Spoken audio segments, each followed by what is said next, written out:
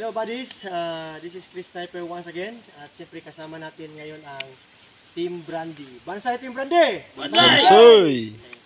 We are very happy, no? Ngayon kasi may mga trending spot na tayo na na-confirm na very positive, no? So yun ang yun ang buhay natin sa treasure hunting. Sa marker pala natutuwa na tayo. How much more pag item na? Mas masyadong very happy ang team. So yun ang purpose ng vlogging natin, para ma-share ang remapping para makatulong naman tayo sa mga kapwa treasure hunter, no? Pero pag items na buddies, delikado yan, ha? So may secrecy tayo dyan, military motto, what you see, what you hear, leave it here. Ulit ko yan dahil para safety ang team. So, what if kung makahits tapos pakita mo, tapos kidnapin, no? Kidnapin si kuya, ay, masama yan. Hindi na pwede. Hanggang dyan lang tayo sa remapping, no? Kasi maraming nagmamasid sa social media. Yun. Okay. Thank you so much sa Team Brandy. Arigato gozaimasu. Thank you. Okay, pagpakita namin ngayon. Okay, thank you Tony Parker. Pinapur natin natin. Itong tinatayuan ko. Siyempre, reference natin pag nag-remap yung araw talaga Dito ang araw, di ba? Yes. Yan ang side. Okay. So, okay. S-side, yan. Click yan Click na yan. Dumiritso doon, tapos click dito. Nag-letter Y na to Letter Y formation, no? Dito yun, no? Okay. Dito napasok ko siya sa sentro ng Y. So, kung pansinin mo, itong sentro ng Y-type na creek. May creek na hindi dito. Ano ang bato? Ano yung Tagalog na nagpundok, bro? Nag-ipon. Nag-ipon. Ang daming bato. Yan. So, ngayon, pag mag-decode ka, isa-isahin mo yung bato, mababaliw ka talaga Halos kada bato may marker. So sa ganitong setup buddies, i-share ko lang na kailangan hanapin mo yung fulcrum point. Ang fulcrum point, yun ang pinaka-base niya para matrace ang treasure burial layout. So anong fulcrum point natin? Diretso na tayo. Okay. Ito siya. Ang naibang bato. Yan ang hukay natin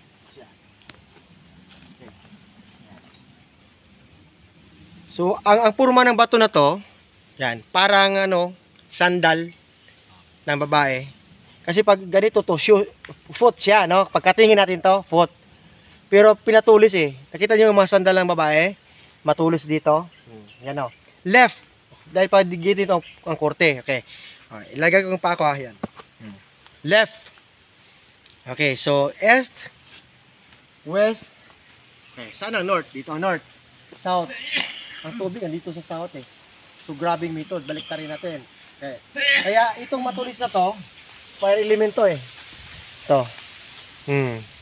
So indication dito na south. Okay, south side. So ngayon, flat siya. Okay. Saan ang mga reference nito or tinatawag natin na coordinate marker para makuha ang table? Okay. From left, okay. Tingnan muna natin ang left side. Okay. Left side tayo. Ito, may daanan siya buddies May crack. Ang tawag nito, wood element. So, ibig sabihin, galing dito sa bato na to, pupunta tayo dun sa sandal marker, sandal figurine na bato, step tayo, yan. Going east, may daanan tayo. Ito yung tinatawag na natin na passageway. Yan talaga nilagay siya. Kasi yan, pag didiretso tayo, babangga tayo dun sa big boulder. Okay. So ngayon, yan, napapatungan natin. Pag facing east tayo. Pag tingin natin sa gilid, siya flat. Naka-wall type. So ulitin ko, pag naka-wall type, ibig sabihin yan, boundary. Ibig sabihin, huwag ka na pumunta dun. Andito lang siya sa harap ng pader. No? So pag kwarto, ito yung kwarto mo, nakapader yan. Diyan ka sa loob ng kwarto, huwag ka nang lalabas. Yan ang kwarto mo. So ito yung kwarto ngayon or shaft ng treasure na tinatago ng mga Hapon. No? Okay. So ito na, left. So ngayon, hindi ito siya directional. Kasi pag directional to, dapat may lock point doon. Wala So ibig sabihin ito, left siya, position. At the right side, yun ang target natin. So ganun yan. Kung saan ang apakan mo dito, yan. Yan ang dig site. Kaya hinukay natin to. Okay. So ngayon, pag hukay natin, ito na. Kunti lang kinuha natin, hindi tayo nag 5x5 kasi nag-trace, tinitilan lang natin yung mga marker. Okay, sa left side ko, pag dito na ako sa makita ko tong butas. Yan, may hole dyan sa bato na yan. Ito ba dito? Okay, para makita nyo talaga, fishing is ito eh. Yan, 90 degrees. Yes, so west side dapat may hole. Ito siya, ang hole sa west. Sa east dapat may coordinate marker. Okay, pupunta tayo doon. Straight tayo ng S. Okay, dito na. Dito yung bato dito na may malaking hole din. Ano? Kasya ang kamao. Flat siya. Okay. Straighten mo tong kamao. Babangga siya sa pader. Then may passage. So, ibig sabihin ito, lock point lang to. Then, linearity sa isang hole doon. So, pag magkumpas ka, east-west direction. So, silangan, then kanluran. Okay. Dito na tayo, step tayo. 1, 2, 3, 4, 5. So, gumagamit sila ng 15 dimension. Kasi naka 3, 5, 7 ka eh. So, dapat 7 plus 3 plus 5 equals 15. Dapat 15. 15 feet doon, dapat dig-sighted. Yan, tinamaan natin. So, kaya na-confirm natin, ang left marker na ito, na sandal, ladies shoes, ay dito sa right side. Inapakan niya lang. Sipat yan ito. To confirm, kailangan natin i-test dig. Sa harap yan eh. Passage yan eh. Dropping. Yan. Dito, may malaki bato dito. Ayan siya, kinuha na namin. Okay, may lock point na malaking bato. So, ibig sabihin, maliit na siya ang binigay niya. Pero sa actual operation, kukunin talaga natin yung mga bato para makasingko-singko tayo. Ngayon, sa harap naman ng ano niyan, itong sandal marker, parang sandal, may ano, may human face na medyo galit ba de? Galit siya eh. Di ba ako yan, no? Ito. Lagyan ko ng anino para mas kita nyo itong bato na to. Kaharap lang to ng ano, full component natin. May mata, isang dangkal, mata, bibig, okay. Isang dangkal, isang dangkal, isang dangkal. Okay. Size. Kahit hindi na natin sukatin, alam ko size yan. Okay. Diba? Kita nyo? Human face figure. Nakanga opening at the back. Kasi ano, ganito siya. Isa, dalawa, tatlo. Isa na missing dito. No? Dito sa likod. Dito ang missing niya. Kaya nga dito ang decide natin. Okay. Yun lang. Para pag diamond type mo, ay dito lang ang isa. So, opening. Masali din siya eh. Pagkukunin natin yan, masali sa decide. Okay. So, ganito. Next bodies, pag na-remap mo na, okay na yan. May hole doon, may hole dito. May fulcrum point tayo na naiibang bato talaga na flat, na sandal type. May human head. So, ano sila? Naka-intersect o naka-linearity. So, ngayon, hukay na. Pag hukay natin, dito tayo mamangha. Kasi, dyan sa trenching, sa test dig, dyan natin makita, tinatawag natin ng mga code 5 HTM o code 5 markers. Ibig sabihin, pang sentro, no? V5 centering shaft dito. So, dapat, maintindihan mo na bago ka maghukay, ay lalabas talaga yan ang mga marker na yan. Ano mga marker? Ngayon, ang dami bodies eh. Almost 2 feet pa lang tayo, di ba? Okay. Pero naglabasan na halos lahat ng marker na hinahanap natin. Na ito talaga ang dig site. Okay. Una, ito tayo. So, dapat, kailangan ay may makita tayong kukuro marker. Okay lang? Maliwanag lang. Okay. Ang kukuro marker, sa salita pa natin, puso. English heart marker. Okay. Mayroon ba? Meron. Nilinisan ni Bro Eddie agad. Alam niya eh. Ito yung bodies. Ang kukuro marker. Pakita natin. Kita lang. Kulay pula pa. Yan. Heart, no? Heart figure naman yan, no? Kahit bata, alam yan. Ina-heart yan eh. Okay. Back to back pa bodies. Oh. Talagang kinakating to para mapurma na heart. Yan. Okay. Yan. Balik tayo. Heart figure. Kokoro. Sikat. Yan. So, portal na. Nasa portal tayo. Daanan patungo sa ilalim. Next is, sa color coding, dapat, pag masentro ka, So ito yung secrecy ng Japanese flag na color coding. Dapat may red and white. No? Ang red ang flag ng Japan ano? Puti yan, sa gitna araw, the rising sun. So white ang background, then may red sa gitna. Ito yan, buddies. Gusto mo na puti? Puti talaga siya, nag-iisa diyan sa gitna ng design natin. Puti talaga. Yan, okay? Lagyan natin dito. Puti no. Pula. Ang heart pula na yan eh. Ito may mga red tayo eh. Kita lang red. Pula at puti. Okay. Yan na, may heart na. May tamago, ang laki ng tamago natin. Sure. Diyan to. Okay.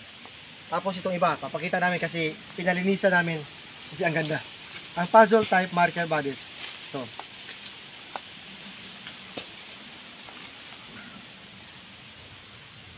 Manipis yan. Na almost heart type din. Yan.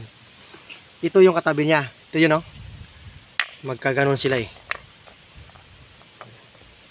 Manipis. So. Ito, makikita mo talaga na kinakating itong kanto. May cut. Parang pamaypay lang. Okay. Yan. Puzzle type yan. Ito, yung mga marker na. Mga code 5. Tamago. Yan. Ito naman. Yan. Flat. Parang paa. Pansin mo, no? Paa yan eh. Yan. Kanan. Kanan to, no? Kanan yan. Left ang marker natin doon. Thank you, Pas. Lumabas na ang kanan. So, magkatabi na sila. Kompleto na. Kompleto na. Klaro na, no? Okay. Left and right. Ito naman may numeric. May each. May tabas. Din may V-cut. Yan. Okay, yan iba. Marami pa dis. Code 5. Ayan. Ito to. Parang likod ng pagong. Asang ulo nito? Ito ba yun? Pinapasol mo agad kanina si bro para mapagong.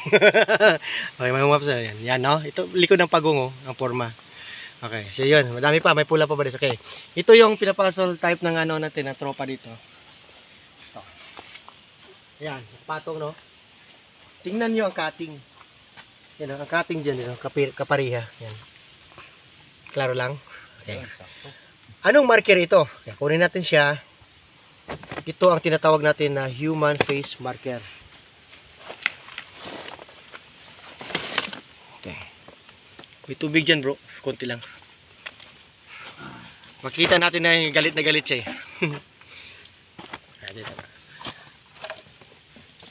Okay, linisin ko ha. Okay. Ito. Bilog. Yan ang isa. Yun yung mata niya. Ito yung bibig niya. Na may C, din may dot. Okay. Yan. Human face yan, buddies. Kaparihan ito. No? Itong sabi natin ulitin natin anong makita sa taas, makita naman sa ilalim. Ayan, no? Tabi sila. Friend yan sila eh. Yan. Laro lang.